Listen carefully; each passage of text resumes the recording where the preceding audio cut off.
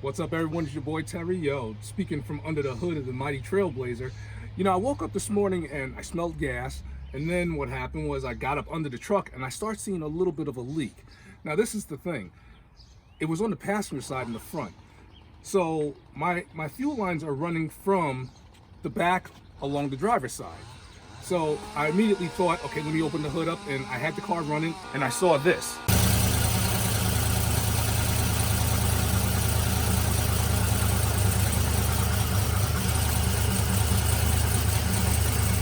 Now I got the Trailblazer back to the garage shop and I examined that fuel rail a little bit more carefully, and this is what I found out. Now on the Trailblazer, I'm running a quick disconnect. Now if you don't know what a quick disconnect is, don't worry, your boy's gonna show you.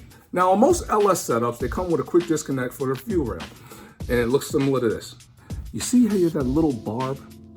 That little barb is what locks the fuel line to the rail. So now imagine, if you will, this is the inlet of the fuel rail. And once it goes through here, it goes to the injectors. And so let's say you have a fuel line that looks similar to this.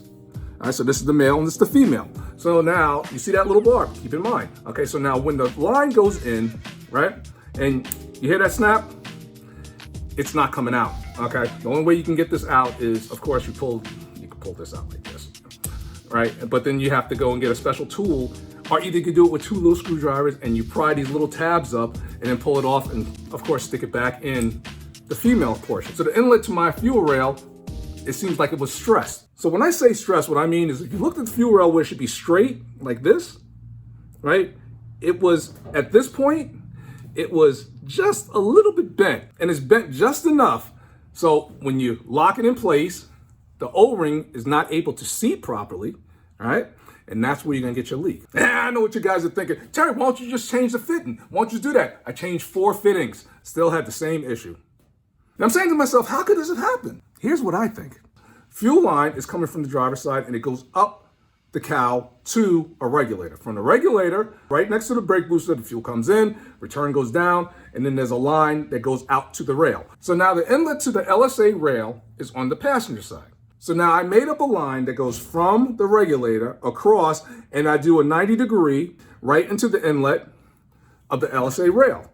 Here's what I think. If your line before the 90-degree is a little too long or a little too short, what's gonna happen is when you go to lock it in, it's gonna have a little bit of stress. You see what I'm saying? So let's do a bird's eye view. So if the line is a little short, you see, or a little too long, when you go to snap it in, yeah, it'll work, but during time, you may stress the inlet of the rail. And this isn't just for the LSA, this could be for any type of engine that has a quick disconnect setup. One option to fix this is to just replace the LSA rail, but they're hard to come by, right? And they went up in price. Now, I'm not saying you should compromise. No, please, when it comes to safety, please, all in, be safe. So I gave someone a call and I got some of that rubber fuel pressure hose, which is rated around, I think it was like 250, 300 PSI. Way able to handle the fuel pressure that my car's pushing.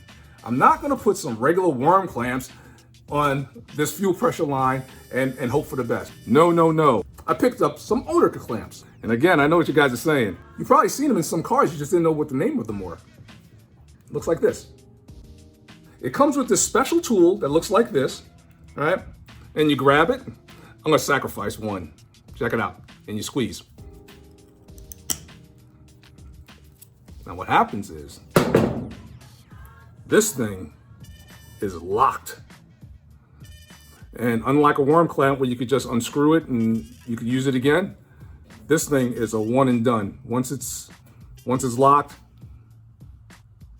you gotta pretty much destroy it to get it off. I figured that might be a great solution. Let's give it a shot. So I got a fitting like this, because if you remember that 90-degree, that fuel line that's coming off the 90-degree that's going to the fuel rail, it has an AN8, and it pretty much looks just like this.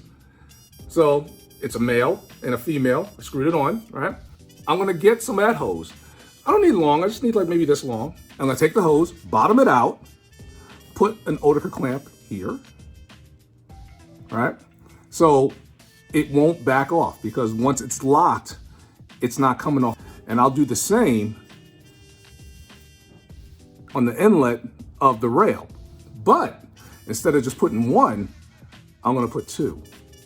So I'm gonna have a number of 3 oetiker clamps holding the fuel line to the rail. So now if looks is your thing and you wanna show that rail off, by all means replace the rail. It's about being safe. But like I said, I think this is gonna be pretty safe, 1. And 2, you're not gonna see this because I got a custom made LSA lid cover, you know, the cover that says supercharger. I got a custom one being made for the Trailblazer. So you're not gonna see it. But please, it's all about safety. If there was a hole or a crack in that rail, it gots to go. It's all about safety, so we're gonna test it. We're gonna test this thing for a while. So let's do the repair.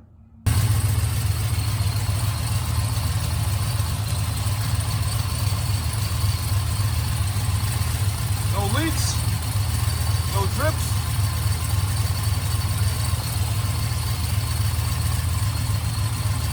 It's been over 2 months since we repaired that fuel line, and it looks good. There's no leaks. I consider that a win-win.